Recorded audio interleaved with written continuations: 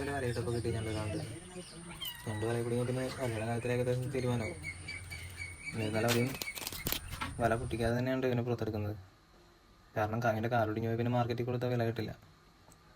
അതിൻ്റെ ഇടയിൽ കടികളുടെ കൊള്ളാതെ നോക്കണം. അപ്പോൾ അടിക്കാൻ പറ്റാത്തതുകൊണ്ട് തന്നെ അച്ഛനൊരു കത്രി എടുത്ത് വല കട്ട് ചെയ്ത് ബക്കറ്റിലേക്ക് ഇടാനുള്ള പ്ലാനിലാണ്.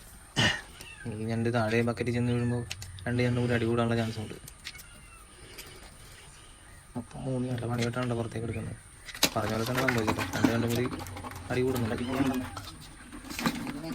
അപ്പോൾ അതിൻ്റെ അതിൻ്റെ ബക്കറ്റിലാണ് നമുക്ക് ഇതിനെ കെട്ടിയിട്ട് മാർക്കറ്റിലേക്ക് കൊടുക്കാനുള്ള പണി നോക്കാം.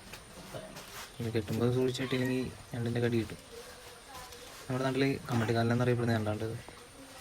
ഇതിന് മാർക്കറ്റിലധികം വിലയൊന്നും കിട്ടില്ല. ഇതിൻ്റെ മേത്ത് മൊത്തം ഇപ്പോൾ വല നിറഞ്ഞിരിക്കും. ഇതിനെ കെട്ടിക്കഴിഞ്ഞിട്ട് നമുക്ക് എന്തായാലും വല കട്ട് ചെയ്ത് കളയേണ്ടി വരും. അല്ലാതെ വല മുറിക്കാൻ തന്നിട്ടുണ്ടെങ്കിൽ കൈൻ്റെ കാര്യത്തിൽ തീരുമാനമാകും. ഇന്നത്തെ വീഡിയോ ഇത്രേ ഉള്ളൂ കേട്ടോ. അടുത്ത വീഡിയോയുമായി കാണുന്നവരെ എല്ലാവർക്കും ബൈ.